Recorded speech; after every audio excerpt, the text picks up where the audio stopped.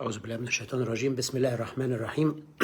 Hello to all my friends and my colleagues and my students everywhere. This is Professor Dr. Tarek Ali. Today, I will talk about an important clinical issue, and this is the clinical practice, how we manage patients in clinical practice. We all know as healthcare professionals or as medical practitioners that in clinical practice we fundamentally and basically and usually manage patients according to what we call the disease-oriented clinical approach, the disease-oriented clinical approach, or the disease-oriented clinical management, rather than symptom-oriented clinical approach. So, our basic and fundamental principle in clinical practice is to manage cases presenting to us, that is the healthcare consumers or patients, which is the pivot and the center of the healthcare services and the healthcare profession in general, is to manage the patient according to what we call disease-oriented clinical approach or disease-oriented clinical management. Rather than, again, to confirm, rather than managing the patients according to symptoms. Because, as I mentioned before, in clinical practice, one of the basic principles and fundamentals of clinical practice is that we treat diseases, we don't treat symptoms. Basically and originally and fundamentally, we treat disease, not symptoms.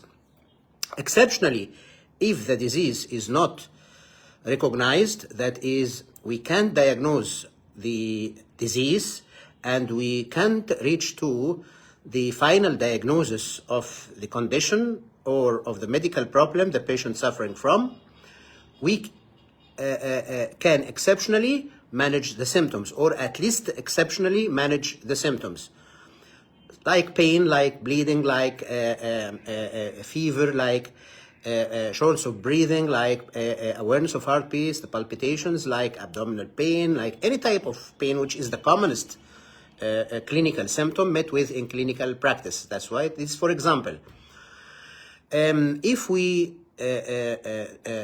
are not able, or if we are unable as clinicians to reach to the final diagnosis, and at least we don't have differential diagnosis, we should start to manage the symptoms.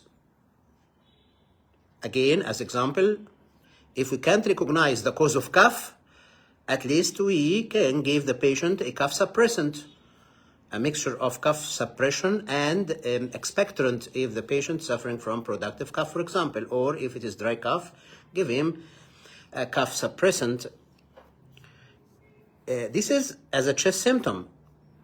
As an abdominal symptom, for example, if the patient is suffering from diarrhea, we can give him antidiarrheal therapy if we are not able to reach to the underlying cause of the diarrhea, or for the vomiting, or from the abdominal pain. These are gastrointestinal symptoms.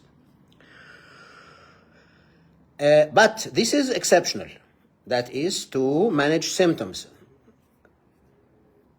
The fundamental and the principle and the basic principle in clinical practice is to find the diagnosis.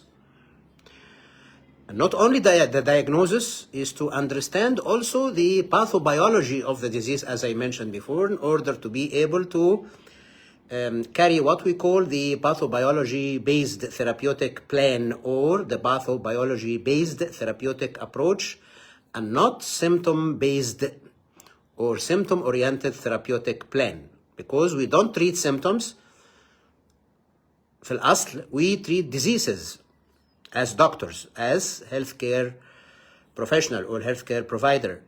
So, number one, the main task of the doctor is to find the diagnosis.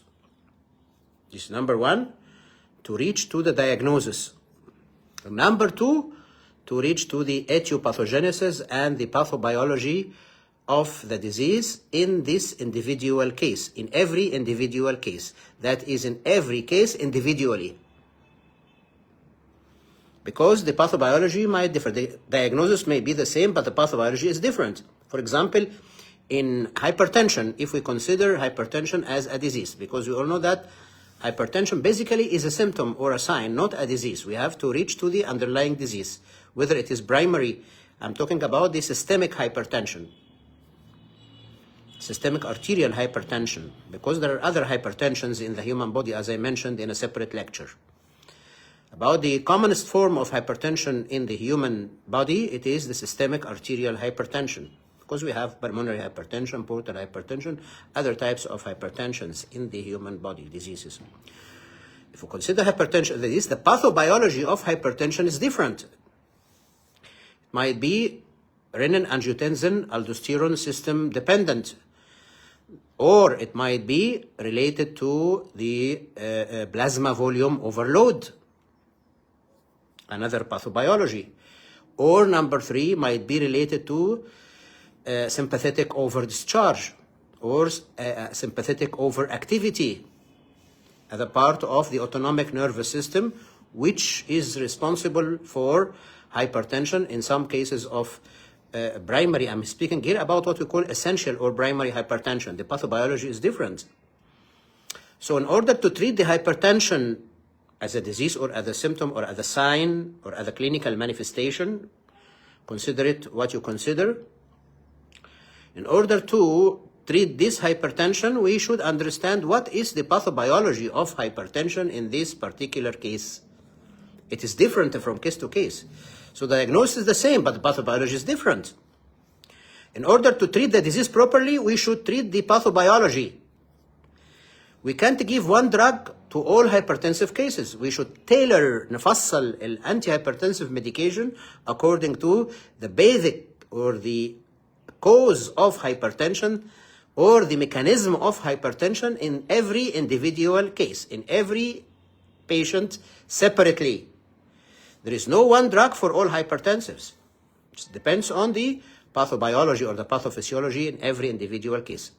So here we are treating according to what we call the pathobiology based or oriented therapeutic plan. So the therapeutic plan or the therapeutic decision should be tailored according to the pathobiology of the disease in every case. ولكن ده ما بيحصلش غالبا في clinical practice. المعظم بيدي الميديسن من غير ما يدرس الباثوبيولوجي ايه، وده اللي احنا بنسميه understanding. You must understand the hypertension. For example, if we are speaking about hypertension, for example, كمثال ل disease in clinical practice or disease which affects human beings. Because we have what we call primary hypertension, which affects most of the people, 9% of them. We have secondary hypertension, another type of hypertension, which is curable. We all know that the primary hypertension is not curable. It is treatable or controllable, but not curable. When we say treatable, it means curable. This is in secondary hypertension, and this is a small category of patients with hypertension. But the commonest type of hypertension is the essential or the primary hypertension, and this also has different mechanisms in different patients, in different humans, different pathobiology. You must treat the pathobiology, not just treat the symptom that is the hypertension by any medicine. No. Here you didn't understand the disease. To understand the disease, that is to understand the pathobiology of the disease and the mechanism of the disease and the etiopathogenesis of the disease. Is, for example, in hypertension, in diabetes, the same. Is this diabetic syndrome is due to pancreatic deficiency, that is pancreatic destruction, that is insulin deficiency, or is it related to the insulin resistance? The treatment will differ. Insulin deficiency, this is the usual mechanism in type 1 diabetes in children. So we must provide this patient with insulin because he has no insulin in his body. If it is in this patient is type 2 and obese human and he developed diabetes in adulthood, that is after the age of 35 or 40 or 40 years of age, so this is in most of the cases due to insulin resistance. The insulin is normal. And the insulin in the body of this patient is normal. It is secreted normally by the pancreas, but there is resistance to its action on the tissues at the level of the skeletal muscles and adipose tissue and the liver. These are the main sites of insulin resistance. So there is hyperglycemia. So we must treat the cause of insulin resistance. So we must give insulin sensitizers. Any medicine which acts as an insulin sensitizer, whatever the group of anti-diabetic drugs. So here, we must understand the pathobiology or what is the mechanism of diabetes in this diabetic patient. It differs from case to case again. So this is what we call understanding the disease. In order to apply the principle of disease-oriented clinical management and pathobiology-based therapeutic approach. Because we don't treat symptoms, we are treating diseases. When we treat the disease, the symptoms will disappear. But don't treat the symptom without understanding the root of the symptom, that is the pathobiology, that is the disease. If you treat symptom and you don't know the disease, again the symptom will recur. You will not be able to control it alone. When you have diarrhea, the patient has diarrhea, you should understand what's the cause of diarrhea. Because there are many mechanisms of diarrhea, secretory diarrhea and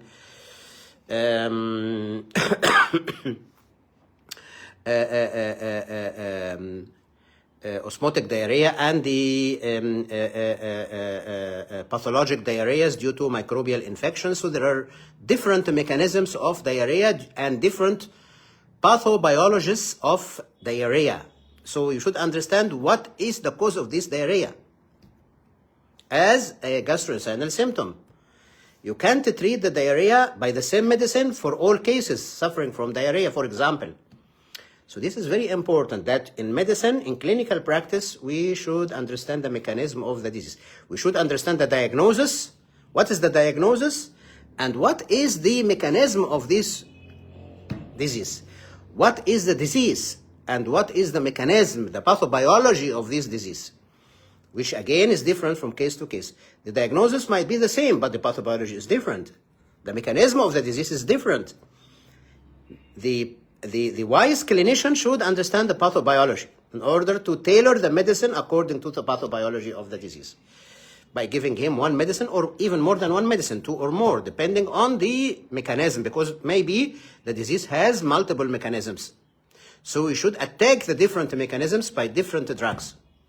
What we call combination therapy, for example, in diabetes. Also the same in other chronic diseases, like in epilepsy, like in migraine, like in chronic liver disease, chronic heart disease, any form of chronic medical disease. It should be disease-oriented. We are treating diseases, not symptoms, and this is number one. And when we treat the disease, this is in what we call the disease-oriented clinical approach, not symptom-oriented clinical approach. We resort to the symptoms and treat the symptoms if we can't reach to the diagnosis, if we don't understand the real problem of the patient, if we don't understand the real disease of the patient. هنا على الأقل هتمانج السيمتومز. فالمانجمنت اوف سيمتومز مش هي الأصل في الطب، في الكلينيكال ميديسن، في الطب الإكلينيكي هو المانجمنت اوف ديزيز. نمرة 1. نمرة 2 إن احنا نفهم الديزيز، يعني to identify and recognize the underlying mechanism, that is the pathobiology of the disease. The pathobiology of hypertension, the pathobiology of diabetic syndrome, the pathobiology of epilepsy, the pathobiology of asthma, the pathobiology of COPD, the pathobiology of emphysema, the pathobiology of chronic hepatitis, the pathobiology of chronic glomerulonephritis. This is in different organ system diseases of the body.